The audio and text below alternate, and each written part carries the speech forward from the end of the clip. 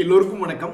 5 star ஹோட்டலில் போய் உட்காந்துக்கிட்டு ஃப்ரெண்ட்ஸோட 5000 ரூபாய்க்கு சாப்பிட்டு கடைசியில் வெறும் 10 ரூபாய் டிப்ஸ் வச்சோம்னா பாவம் அந்த சப்ளையர் மனசு எப்படி நொந்து போவாரோ அது மாதிரி தொடர்ந்து 8 நாளாக இறங்கி ஷேர் மார்க்கெட் இன்னைக்கு என்ன பண்ணியிருக்கான்னா, இன்னைக்கு ஒரே ஒரு நாள் ஏறி இருக்கான். எத்தனை பாயிண்ட்?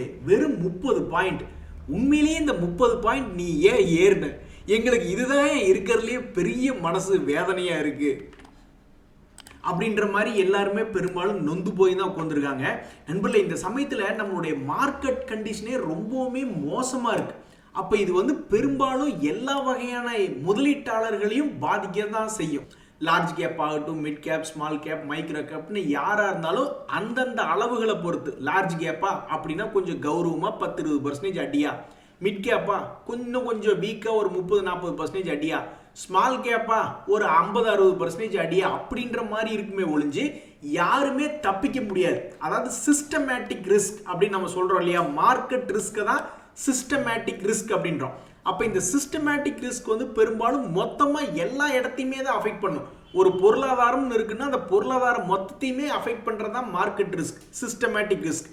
அப்போ அதிலிருந்து நம்ம எப்படி தப்பிக்க முடியும்? ஒரு டைவர்சிஃபிகேஷன் பண்ணால் கூட large cap, mid cap, small cap, micro கேப்னு எல்லாத்துலையும் கலந்து போட்டாலும் சரி, அல்லது வெறும் லார்ஜ் கேப்னு எடுத்தாலும் சரி, கண்டிப்பாக அது மொத்தமாக அந்த டைவர்சிஃபிகேஷன் மூலியமாக அந்த சிஸ்டமேட்டிக் ரிஸ்க்லேருந்து தப்பிச்சு வர்றது ரொம்பவுமே கஷ்டம். அக்கறைக்கு இக்கரை பச்சை அப்படின்ற மாதிரி சொல்லுவாங்க நண்பர்களே. அதாவது மார்க்கெட் நல்லா இருக்கும் பொழுது என்னம்பாங்க, அடாடா லார்ஜ் கேப்ல எக்ஸ்போஷர் ஃபுல்லாக எடுக்கிறதுக்கு பொதுவாக கொஞ்சோண்டு small cap, mid gap, micro கேப்ல எக்ஸ்போஷர் இருந்திருந்தா நல்லா அருமையாக சம்பாதிச்சிருக்கலாமே அப்படின்ற மாதிரி ஒரு குரூப் பேசுவாங்க. மார்க்கெட் குப்புறப்படுத்து கீழே விழுந்ததுக்கு அப்புறம் என்னம்பாங்க, லார்ஜ் கேப் கம்மியாக தானே லாஸ் ஆயிருக்கு, அப்போ ஸ்மால் கேப், மிட் கேப்லாம் போடாமல் வெறும் லார்ஜ் கேப்ல மட்டும் போட்டிருந்தா நஷ்டம் கொஞ்சம் கம்மியாயிருக்குமே அப்படின்ற மாதிரி பேசுறது ஒரு குரூப் இருப்பாங்க. ஆக மொத்தம் இந்த சிஸ்டமேட்டிக் ரிஸ்க்ல இருந்து ஏறும் பொழுது நீங்க மிட் கேப், ஸ்மால் கேப்ல அதிகமாக எக்ஸ்போஷர் எடுத்துருக்கலாமே, லார்ஜ் கேப்ல ஒன்றும் பெருசா வருமானம் இல்லையே அப்படின்னு பேசுற குரூப்புக்கு இருக்காங்க. அதே மாதிரி மார்க்கெட் கீழே குப்புற விழுந்ததுக்கு அப்புறம் லார்ஜ் கேப்ல அதிகமாக போர்ஷன் எடுத்திருந்தீங்கன்னா பெரும்பாலும் லாஸ் ரொம்ப கம்மியாக தானே வந்திருக்கும் அப்படின்னு ஒரு பேசுற ஒரு குரூப் இருப்பாங்க. ஆக மொத்தத்தில் மார்க்கெட் கண்டிஷன் சரியில்லை அப்படின்னா எந்த பக்கம் போனாலும் அடியாத்தான் இருக்கும். மார்க்கெட் கண்டிஷன் நல்லா இருந்ததுன்னா எந்த பக்கம் போனாலும் லாபமாக தான் இருக்கும். இதுதாங்க நண்பர்களே மார்க்கெட் ரிஸ்க் பற்றிய புரிதல். அப்போ இதுல இருந்து என்ன தெரியுது? லாங் டைம்ல தொடர்ந்து எஸ்ஐபி முறையாக டெய்லி எஸ்ஐபியில் வாங்குறவனோ அல்லது வீக்லி எஸ்ஐபி வாங்குறவங்களோ அல்லது மந்த்லி எஸ்ஐபி வாங்குறவங்களுக்கு தான் என்ன ஆகுது, மார்க்கெட் ஒருவேளை என்னைக்காவது திரும்பும் பொழுது டக்குன்னு அவங்க வாங்கின ரேட்டுக்கு பக்கத்தில் வர்றதுக்கு வாய்ப்புகள் அதிகம். மற்றபடி என்ன பண்ணாலும் இந்த சிஸ்டமேட்டிக் ரிஸ்க்ல இருந்து கம்ப்ளீட்டாக வெளியே வர்றது ரொம்ப ரொம்ப கஷ்டம். நண்பர்களே, இந்த சமயத்தில் இன்னொரு முக்கியமான செய்தி ஒன்று பார்த்துக்கிட்டு இருந்தேன். கோல்டு பொறுத்த வரைக்கும் நம்ம நாடு தான் இருக்கிறதுலேயே கொஞ்சம், அதாவது டாப் 10 அப்படின்ற மாதிரிலாம் எடுத்து பார்த்தோம்னா கோல்டு அதிகமாக ரிசர்வ் வச்சிருக்கக்கூடிய நாடுகளில் நம்மளும் ஒருத்தராக இருப்போம். கிட்டத்தட்ட நம்ம கிட்ட ஒரு 876 மெட்ரிக் டன் அப்படின்ற ஒரு கையிருப்பு அப்படின்றது இருக்கு. இந்த சமயத்துல செய்திகள்லாம் நம்ம என்ன படிக்கிறோம் அப்படின்னு பார்த்தோம்னு வச்சுங்களேன், சைனால கிட்டத்தட்ட 1000 டன் இருக்கிற அளவுக்கெல்லாம் நம்ம பார்க்குறோம் அப்படின்ற மாதிரி சமீபத்திய செய்திகள் இருக்கு. முதல்ல கொஞ்சோண்டு இருந்துதா சொன்னாங்க, அதுக்கப்புறம் இப்போ மொத்தமாக எஸ்டிமேட் போட்டால் எப்படி இப்போ புதுசாக கண்டுபிடிச்சிருக்கிறது கிட்டத்தட்ட 1000 மெட்ரிக் டன் இருக்கிறதுக்கு வாய்ப்பு இருக்கு அப்படின்ற மாதிரிலாம் பேசிக்கிறாங்க. இந்த சமயத்தில் உண்மையிலேயே நகையை அடகுமான வைக்க போறோம்னு வச்சுங்க, அந்த புரோக்கர்களே பயந்துடுறாங்க. ஏன்னா இப்போ வரக்கூடிய நிறைய இடங்கள்ல தங்கத்தை எப்பவுமே சுரண்டி பார்த்து அந்த மெத்தட்லாம் வச்சிருக்காங்க இல்லையா, அந்த வகையிலேயே சில போலியான தங்கங்களை கண்டுபிடிக்க முடியறது இல்லையா, உடச்சு பார்த்தாதான் உள்ள என்ன இருக்கு அப்படின்ற மாதிரி ரொம்பவுமே டஃப் ஆயிடுச்சு அப்படின்றாங்க. ஸோ சைனாலிருந்து என்னத்தையாவது ஒன்றை கண்டுபிடிச்சு அல்லது டெக்னிக்கலி அல்லது டெக்னாலஜிக்கலி அட்வான்ஸ் ஆகி என்னத்தையாவது தங்க மாதிரி இன்னொன்னத்தை கண்டுபிடிச்சானுன்னா அப்புறம் கும்பா குட்டி தான். அதனால நண்பர்களே, நீங்க தங்கத்தை கொண்டு அடகு வைக்கும் போதும் ஒரு நல்ல கடையா பார்த்து வைக்கணும். அதே மாதிரி அடகு முடிஞ்சு திரும்ப தங்கத்தை எடுக்கும் பொழுது அது கரெக்டா நம்ம வச்ச தங்கம் தானா கரெக்டா இருக்கு அப்படின்ற மாதிரி பார்க்கணும். இதெல்லாம் நம்ம வாடிக்கையாளரா நம்ம இவ்வளவு எச்சரிக்கையா இருக்கணும். இப்ப போக போக பார்த்தோம்னா இந்த பணம் கொடுக்குறாங்க பாத்தீங்களா, தங்கத்தை வாங்கி வச்சுக்கிட்டு அவங்களுமே நீ தப்பிக்க முடியாது போல, அவங்களும் புது புது மெத்தடுகளை கண்டுபிடிக்கணும் போல. தங்கத்தை சும்மா உரசி பார்த்து அந்த கால முறையில் பார்த்துக்கிட்டு இருக்கிறத விட இன்னும் புது புது டெக்னிக்கலை கண்டுபிடிச்சாதான் எதிர்காலத்தில் எந்த விதமான பிரச்சனையும் வராது அப்படின்ற மாதிரி இருக்கு. நண்பர்களே, சில நாட்களில் நம்ம நாட்டு செய்திகளுக்கு ஒன்றும் பெருசாக முக்கியத்துவம் இல்லை. இந்த மாதிரி சைனால கோல்டு கண்டுபிடிச்சாகோ அப்படி இப்படின்னா தான் ஒரு வேர்ல்டுல அல்லது அமெரிக்கால ட்ரம்ப்பை பத்தி பேசினா தான் ஸ்டாக் மார்க்கெட் ரொம்பவுமே பயப்படுது. அந்த வகையில் இப்ப கூட பாருங்க ஆர்பிஐனுடைய நியூஸ் எல்லாம் என்ன சாதாரண நியூஸா? சமீபத்திய நாட்கள்ல பார்க்கும்பொழுது ஆர்பிஐ பல்வேறு வகையில வந்து பொருளாதாரத்துக்குள்ள பணத்தை போடுறதுக்கு பல வழிகள் பண்ணிக்கிட்டு இருக்கு. இருந்தாலும் அது போன்ற செய்திகள்லாம் ஸ்டாக் மார்க்கெட்ல பெருசா எடுபடாம ட்ரம்ப் டேரிஃப் பத்தி பேசினாரு அப்படின்ற மாதிரி வெளிநாட்டு செய்திகளுக்கு தான் அதிகமான முக்கியத்துவம் கொடுத்து ஓடிக்கிட்டு இருக்கு. இந்த சமயத்தில் வந்து ஸ்டாக் மார்க்கெட்ல ரொம்பவுமே முக்கியத்துவமான ஒரு பேட்டர்ன் அப்படின்றது ஒன்று இருக்கு. அதாவது ஹெட் அண்ட் ஷோல்டர் பேட்டர்ன் அப்படின்னு ஸ்டாக் மார்க்கெட்ல சொல்லுவாங்க. அந்த வகையில் அந்த ஹெட் அண்ட் ஷோல்டர் பேட்டர்ன் மாதிரி ஏதாவது ஒன்று ஃபார்ம் ஆகும் பொழுது ஒரு குறிப்பிட்ட லோ என்பது முக்கியத்துவம் பெறுகிறது. அந்த வகையில் இன்னைக்கு மார்க்கெட்ல கிரியேட் ஆயிருக்கக்கூடிய அந்த 22,700 அப்படின்றது ஒரு முக்கியத்துவம் வாய்ந்த லெவலாக தற்போது பார்க்கப்படுகிறது. இப்ப எல்லாருடைய மனசுல என்ன இருக்குன்னா, ஆண்டவா கருப்புராயா எப்படியாவது மறுபடி இன்னைக்கு வந்திருக்கக்கூடிய லோவான 22,700 இன்னொரு 2-3 மாசத்துக்கு உடைக்காம அப்படியே வச்சிருந்தா உனக்கு கோடி புண்ணியம் ஆண்டவா அப்படின்ற மாதிரி பல பேர் நினைச்சுக்கிட்டு இருப்பாங்க. நிறைய பேர் நினைப்பாங்க, ஆமா அது உடைச்சா மட்டும் இப்ப என்ன ஆயிர போகுது, 26,000 இருந்து கும்பா குட்டி 22,700 வரைக்கும் வந்து உட்கார்ந்துகிட்டு இருக்கானா. இதுக்கே எங்களுக்கு அதாவது ஏதோ ஒரு படத்துல தான் சொல்லுவாங்க, ஒரு ராஜா என்ன பண்ணியிருக்காரு, எல்லாம் அவருக்கு எதிராக இருக்கிறவங்க எல்லாம் கொடுமைப்படுத்தணும்னு சொல்லிட்டு ஒரு சிறையில போட்டு அடிக்க ஆரம்பிச்சிருக்காங்க. முதல்ல அழுதுட்டு இருந்தவங்க என்ன பண்ணாங்க, ஒரு கட்டத்தில் அந்த அழுகையை நிறுத்திட்டு சிரிக்க ஆரம்பிச்சிட்டாங்க. அடிக்க போனாக்க சிரிக்கிறது. அந்த மாதிரி ஏற்கனவே எல்லாம் அடி வாங்கிட்டு சிரிச்சுக்கிட்டு தான் இருக்காங்க. இனி அந்த 22,700 நின்னா என்ன உடஞ்சா என்ன அப்படின்ற மாதிரி பாவம் மனசு விட்டுட்டாங்க நிறைய பேர். எது எப்படியோ மார்க்கெட்ல ஒரு சிறிய இன்பத்துக்கே வழியை காணோம். இதுக்கு முன்னாடி ஜனவரி 27 சமயத்தில் அந்த 10 டேஸ் மூவிங் ஆவரேஜ் தாண்டி ஒரு 4-5 நாள் ஒரு சிறிய இன்பமாக இருந்தது. அதுக்கப்புறம் கடந்த 5 நாட்களாக ஒரு சிறிய இன்பம் கூட இல்லை.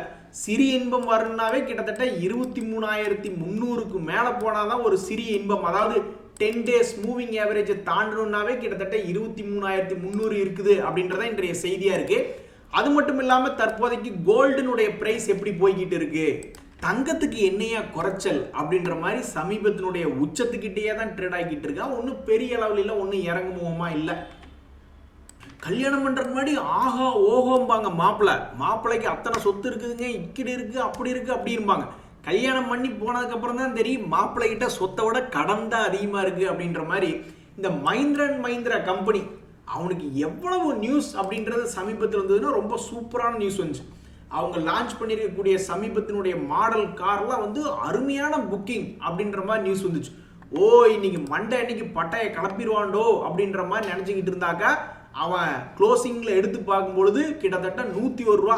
யாருக்கு மொய் வச்சான்னு தெரியல, 101 ரூபா கும்பா பாடி இருக்கு இன்னைக்கு. ஆகா நண்பர்களே, எதா இருந்தாலும் ரொம்பவுமே லாங் டேர்மா இருக்கணும், அதுல தான் ஒரு இன்பம் அப்படின்ற மாதிரி. ஒரு பிரேசிலியன் கப்பிள் பாருங்க, கல்யாணமாய் 84 வருஷத்தை கடந்திருக்கிறாங்க. ஸ்டாக் மார்க்கெட்லயும் இதே மாதிரி தான் பல்வேறு கிட்டத்தட்ட எந்த ஒரு நல்ல ஷேரா இருந்தாலும் வாங்கி வச்சு 30 வருஷம் 40 வருஷம் 50 வருஷம் அப்படின்ற மாதிரி ஹோல்டு பண்றவங்களுக்கெல்லாம் உண்மையிலேயே இந்த கடந்த கால அனுபவம் என்பது ரொம்பவுமே அருமையா தான் இருந்தது. உண்மையிலேயே இவங்க ஒரு எடுத்துக்காட்டா இருக்காங்க. இதை பார்க்கும் பொழுது சில பேர் நினைப்பாங்க, எங்க 84 வருஷமும் எப்படிங்க அப்படின்ற மாதிரிலாம் சில பேர் நினைப்பாங்க. பட் இருந்தாலும் மேரேஜ் ஆகிவிட்டது என்றால் வேற வழி கிடையாது. இந்த மாதிரி ஒரு லாங் டேர்முக்கு அப்படியே சந்தோஷமா இருக்கிறதா ஒரு நல்ல விஷயம். ஆனா கடவுளே, இந்த ஜென் டெக்னாலஜி ஷேர் ஹோல்டர்ஸ்க்கு நடந்த கொடுமை பாத்தீங்களா? இன்னைக்கு நன்மை நடக்கும் அப்படின்னு அவங்க நினைச்சுக்கிட்டு இருந்திருப்பாங்க. என்ன காரணம்னா, இது டிஃபென்ஸ் துறையில் இருக்கக்கூடிய பங்கு. அவங்க இன்னுமே அந்த செக்டர்ல நல்லா ஸ்ட்ரென்தன் பண்ணிக்கணும் அப்படின்றதுக்காக 2 அக்வசிஷன் பண்ணியிருக்காங்க. வெக்டர் டெக்னிக்ஸ், பைரோ ரோபாட்டிக்ஸ் அப்படின்னு கேட்டாவே அப்படியே உடம்பு அப்படியே சிலிர்த்து போற மாதிரி இருக்கு ரோபாட்டிக்ஸ் அப்படின்ற பேரை கேட்டாவே. ஆனா உண்மையிலேயே அந்த ஷேர் ஹோல்டர்ஸ்க்கு என்ன நடந்ததுன்னா, இன்னைக்கு நடந்தது ஒரு துயர சம்பவம். மிகப்பெரிய கும்பா 20% லோயர் ஃப்ரீஸ் அப்படின்ற மாதிரி போயிருக்கு. ஒரு நல்ல செய்திக்கே ஒரு நன்மை இல்லாம கும்பா செய்தியா போயிடுச்சு அப்படின்ற மாதிரி பாவம் அவங்கெல்லாம் இன்னைக்கு ரொம்ப மன வருத்தத்தில் இருப்பாங்க. நண்பர்களே, இந்த சமயத்துல ஒரு செய்தி ஒன்று படிக்கிறோம். அமெரிக்காவில் யாரெல்லாம் வந்து கரெக்டான உரிமை பெறாமல் தங்கியிருக்காங்களோ அவங்க எல்லாம் ஒவ்வொரு நாட்டுக்கு திருப்பி அனுப்பிச்சிட்டு இருக்காங்க. நம்ம இந்தியாவில் கூட பார்த்தீங்கன்னா இப்போ 3வது பிளேன் வந்து இறங்குது அப்படின்ற மாதிரிலாம் செய்திகள் படிக்கிறோம்.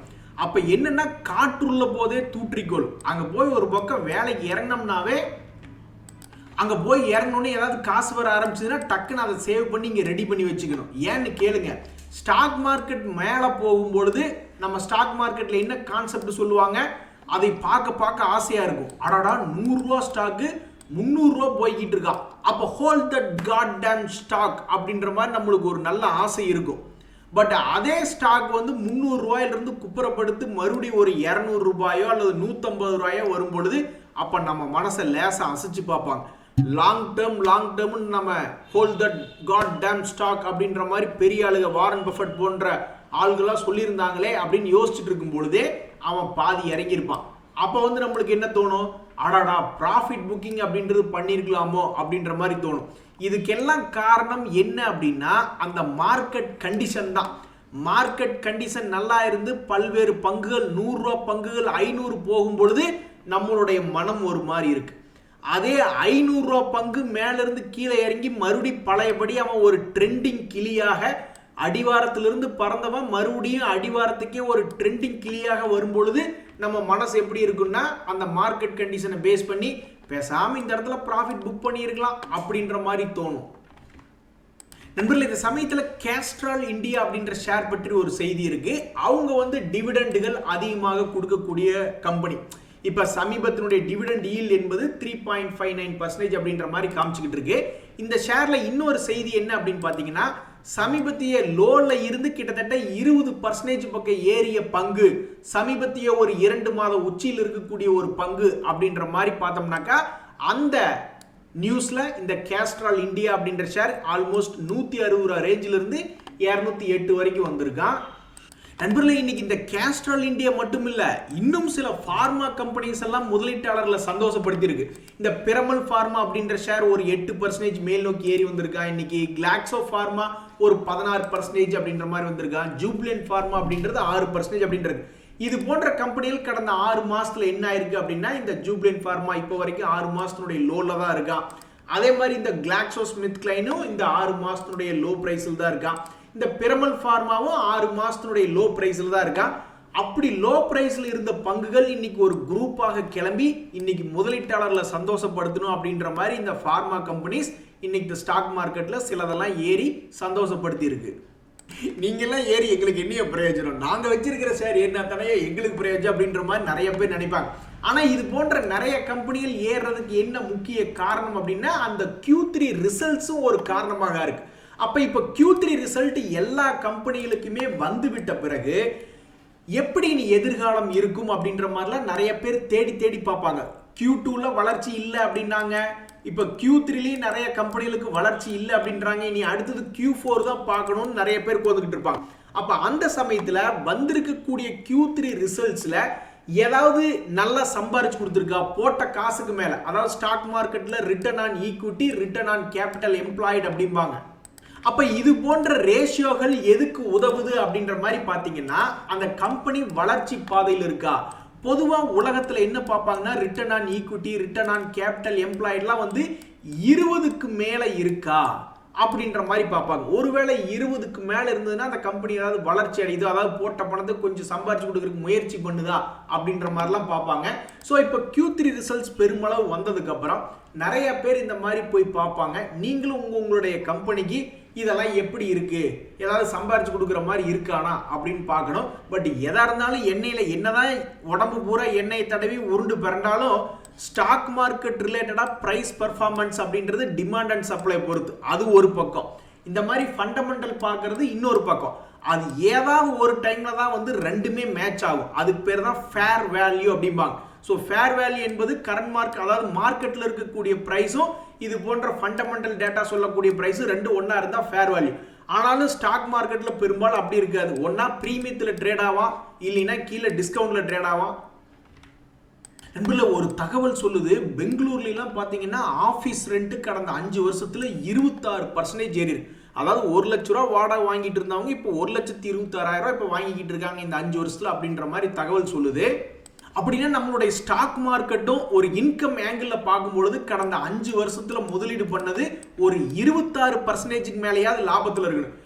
ஏதியாக லாபமா என்ன பேச்சு பேசுற, அவன் இங்க நஷ்டத்துல ஓட்டிக்கிட்டு இருக்க வண்டி, நீ லாபத்தை பத்தி பேசுறியா அப்படின்ற மாதிரி நீங்க கேட்டீங்கனாலும் ஒரு தத்துவம் என்ன சொல்லுதுன்னா, இவங்களுக்கு ஒரு ரியல் எஸ்டேட் இன்வெஸ்ட்மெண்ட் 5 வருஷத்துக்கு முன்னாடி பெங்களூர்ல பண்ணியிருக்கோம்னா அந்த ரேட் அப்ரிசியேஷன் ஒன்று இருக்கு. அது போக இன்கமாக வரக்கூடிய இந்த ரெண்டல் இன்கம்மே 26% ஏறி வந்திருக்கு அப்படின்ற மாதிரி ஒரு செய்தி. ஸோ அப்போ இந்த அளவுக்காக ஒருத்தர் ஸ்டாக் மார்க்கெட்டில் கடந்த 5 வருஷமா இருக்கிற ஒரு சம்பாரிச்சிருந்தா தான் ஓரளவுக்கு ஆப்பர்ச்சுனிட்டி வைஸ் பார்க்கும் பொழுது ஓகே, இல்லைன்னா நாட் ஓகே அப்படின்ற மாதிரி தான் இருக்கு.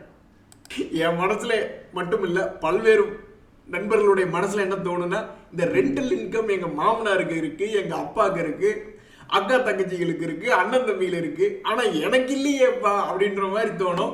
எனிவே ஸ்டாக் மார்க்கெட்ல இருக்கிறவங்களுக்காக அந்த ஆண்டவன் அடுத்து வரக்கூடிய வருடங்களாவது நல்லா சந்தோஷத்தை கொடுத்தா ரொம்ப மகிழ்ச்சி. நண்பர்களே, ஸ்டாக் மார்க்கெட்ல நம்மளுக்கு சந்தோஷம் எப்படி தெரியுங்களா இருந்தது? கடந்த சில வருடங்களாக இந்த மாதிரி தான் இருந்தது. இன்னைக்கு இந்த சிஜி பவர் அப்படின்ற ஷேர் இன்னைக்கு எண்ட் ஆஃப் தி டேல ஒரே நாள்ல பார்க்கும்போது காலையில மைனஸ்ல இருந்தவன் க்ளோசிங்ல 6% அப்படின்னு ஒரு 24 மணி நேரம் கணக்குக்கு இப்படி இருந்தான். ஆனா 3 வருஷமா இப்படிதான் இருந்தது. கோவிடுக்கு அப்புறம் ஸ்டாக் மார்க்கெட் பல்வேறு கம்பெனிகள் எத்தனையோ மடங்கு மேல் நோக்கி ஏறி வந்தா, எதிர்காலத்துல மார்க்கெட்டே இந்த மாதிரி ஏறி வந்துச்சுன்னா ரொம்ப மகிழ்ச்சி தான்.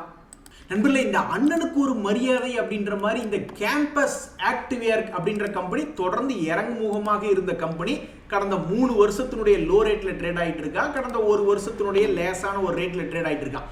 எப்படி இவனுக்கு இன்னைக்கு ஒரு மரியாதை கிடைச்சது? 5% ஏறி இருக்கு அப்படின்னா அவன் பண்ண ரிசல்ட் வேலை தான். இதுக்கு முன்னாடி பெருசா லாபம் என்பது கொடுக்கல, சுமாரான லாபங்கள் இருந்தது. இப்ப திடீர்னு பார்த்தா அவனுடைய சேல்ஸ் இன்க்ரீஸ் ஆயிருக்கு, லாபம் இன்க்ரீஸ் ஆயிருக்கு அப்படின்றதுனால அதுக்கு கிடைச்ச மரியாதை தான் இந்த கேம்பஸ் இன்னைக்கு ஒரு 6% போன வாரத்தில் ரிசல்ட் வந்துச்சு. இந்த வாரத்தில் இப்படி ட்ரேட் ஆகிட்டு இருக்கான். இந்த சமயத்தில் இந்த ஏசியன் பெயிண்ட் அப்படின்னு ஒரு கம்பெனி, அவனை இதே மாதிரி குவார்டர்லி ரிசல்ட் டிசம்பர்னுடைய ரிசல்ட் எடுத்து பார்க்கல, போன செப்டம்பர் ரிசல்ட்டை விட இப்போ ரிசல்ட் அப்படின்றது இன்க்ரீஸ் பண்ணியிருக்கான். பட் போன வருஷத்தினுடைய கம்பேர் பண்ணிடலாம், இன்னும் பெருசாக வரல. இன்னைக்கு இந்த மார்க்கெட் சுமாரான இருந்த காலத்திலும் 1% ஏறி இருக்கான். கடந்த 1 வருஷத்தினுடைய லோ ரேட்ல ட்ரேட் ஆகி கொண்டு இருக்கக்கூடிய இந்த ஏசியன் பெயிண்ட்ஸுக்கு என்னைக்காவது மரியாதை கிடைக்குமா அப்படின்னு Q4 ரிசல்ட் எதிர்பார்த்து காத்துக்கிட்டு இருக்காங்க. Q4 ரிசல்ட் இவன் என்ன பண்ணுவான் அப்படின்ற மாதிரி பார்த்துக்கிட்டு இருக்காங்க. நண்பர்களே, இன்னைக்கு மணப்புரம் ஃப்ளவர் நினைச்சியா, ஐ ஆம் ஃபயர்டா அப்படின்ற மாதிரி மணப்புரம் ஷேர்லாம் இன்னைக்கு நல்ல ஒரு மாதிரி ஹையரா க்ளோஸ் பண்ணி அந்த ஷேர் ஹோல்டர்ஸையும் சந்தோஷப்படுத்தியிருக்காங்க. நண்பர்களே, இந்த கொடுமையை பார்த்தீங்களா நண்பர்களே? அமெரிக்கா இங்க இருக்கு, மற்ற நாடுகள்லாம் அதுக்கு ஏற்றுமதி பண்றாங்க. அப்ப அவன் என்ன பண்றான்? உங்களுக்கு எல்லாம் ரெசிப்ரோக்கல் டேரிஃப், நான் உங்களுக்கு ஏற்றுமதி பண்ணா எனக்கு எவ்வளவு % டேரிஃப் போடுறீங்க, அப்ப நீங்களும் பண்ணிக்கிட்டு இருக்கீங்க, ஆனா நாங்க உங்களுக்கு கட்டணமே அதிகமா போடாம இருக்கோம்னு சொல்லி கட்டணத்தை போட்டுட்டு இருக்கோம். இதனால என்ன ஆகுதுன்னா, அமெரிக்காவினுடைய அரசாங்க கஜானா பயங்கரமா நம்ப போகுது. அப்ப அரசாங்கம் கஜானா நம்புது, அமெரிக்காவுடைய கவர்மெண்ட்டுக்கு பெனிஃபிட் தான். ஆனா அமெரிக்காவில் இருக்கிறவங்களுக்கே பிரச்சனை. ஏன்னா அங்க இன்ஃபிளேஷன் என்பது இன்க்ரீஸ் ஆக ஆரம்பிச்சிருக்கு, ஏன்னா விலைவாசி ஏறுது. அப்ப அமெரிக்காவிலிருந்து எக்ஸ்போர்ட் பண்ணக்கூடிய ப்ராடக்ட்களுடைய விலைவாசி ஏறி மற்ற கண்ட்ரிகளுக்கும் அங்க இருக்க கன்சியூமர்களுக்கும் விலை ஏறும். ஆக மொத்தம் உலகம் முழுவதும் இன்ஃபிளேஷன் என்பது குளோபல் இன்ஃபிளேஷன் இந்த ட்ரம்ப்பினுடைய நடவடிக்கையினால மேல் நோக்கி வந்துருமோ அப்படின்னு உலகம் இப்பவே பயப்பட ஆரம்பிக்குது. இன்ஃபிளேஷன் மட்டும் யாருக்குமே பிடிக்காதுங்க உலகத்துல, ஏன்னா பணத்தை வெளியவே விட மாட்டாங்க. இன்ஃபிளேஷன் ஒரு மாதிரி வர ஆரம்பிச்சிருச்சுன்னா இந்தியா போன்ற வளரும் நாடுகளும் சரி அல்லது அமெரிக்கா போன்ற வளர்ந்த நாடுகளும் சரி உடனே பணம் வெளியே இருக்கிற சர்க்குலேஷனை பூரா குறைங்கடா அப்படின்ற மாதிரி குறைச்சிடுவாங்க. அது உலகத்தில் இருக்கிற அத்தனை ஷேர் மார்க்கெட் முதலீட்டாளர்களுக்கு ஆபத்து தான். ஸோ எதிர்காலத்தில் என்ன ஆக போகுது அப்படின்றத பொறுத்து இருந்தால் பார்க்கணும். April to May R June மாதத்துக்குள்ளே இந்த ட்ரம்ப்பினுடைய நடவடிக்கைகளுக்கு ஒரு தெளிவு கிடைச்சிடும் அப்படின்ற மாதிரி சொல்கிறாங்க, டேரிஃப் போடுறதை பொறுத்து. இன்றைய தகவல் இன்னைக்கு வெறும் 30 பாயிண்ட் ஏறி பெருமை பேத்திக்கிட்டு இருக்கு நிஃப்டி. ஆனால் 8 நாளாக இறங்கினவன் அப்படின்றது நம்ம மறந்துடக்கூடாது. இன்றைய தகவல் அனைத்து உங்களுக்கு உதவியாக இருந்ததுன்னு எனக்கு மகிழ்ச்சி தான். ரொம்ப நன்றி, வணக்கம்.